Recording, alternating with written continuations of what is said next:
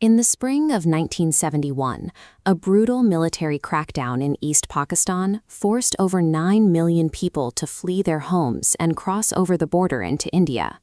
This massive influx of refugees placed an immense financial burden on the Indian government, consuming nearly 4% of the central budget almost overnight. Prime Minister Indira Gandhi and her military chiefs realized the situation was unsustainable, but India wasn't ready for an all-out war. They needed time to prepare their forces for a winter offensive, so the military turned to a shadow tactic codenamed Operation X. Indian forces covertly trained East Bengali commandos, known as the Mukti Bahini, to swim out in the dead of night and attach magnetic limpet mines directly to the hulls of Pakistani supply ships.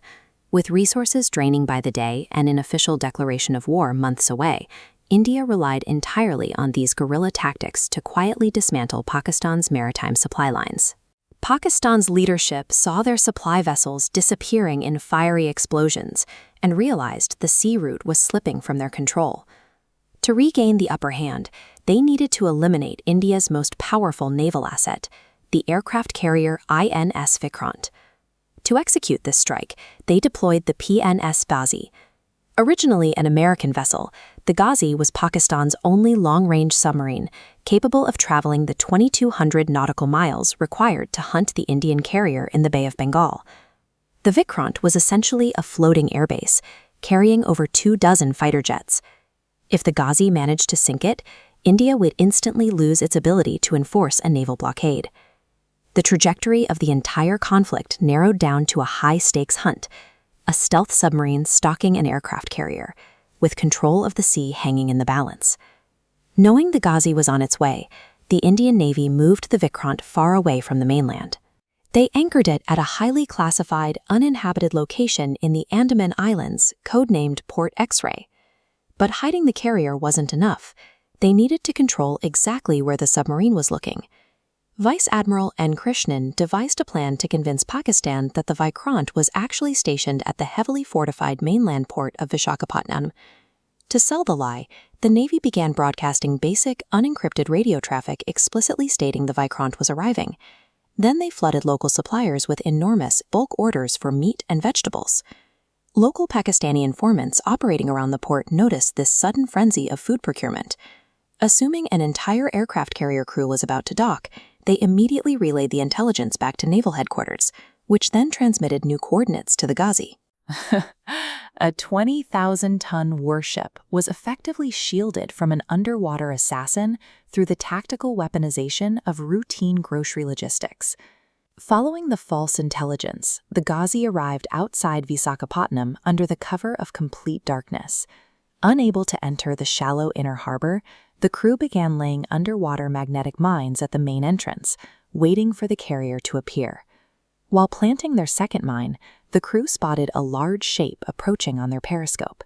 It wasn't the carrier, but an Indian transport ship, the INS Magar, coming in for routine repairs. To avoid a direct collision, the Ghazi's captain ordered an immediate steep crash dive. The sudden downward maneuver caused the heavy submarine to plummet out of control.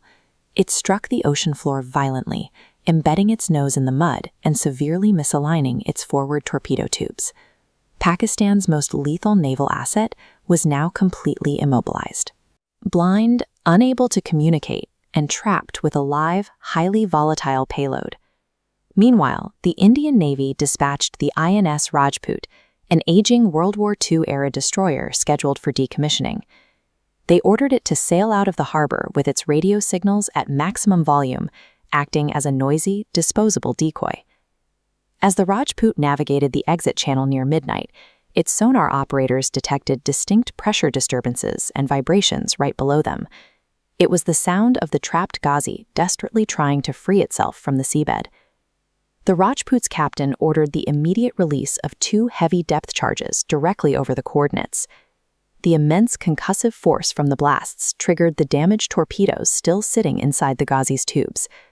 Sent out simply to draw fire, the obsolete destroyer inadvertently triggered the total destruction of the submarine it was meant to distract. In the days following the blast, the Indian Navy sent clearance diving teams deep into the water to investigate the wreckage at the harbor's entrance. The divers recovered life jackets marked with the ship's original American name, USS Diablo, along with dead crew members and navigation logs. They also found a crew clock with its hands frozen precisely at 12:15 a.m., the exact moment the Rajput dropped its depth charges. The forensic evidence closed the case.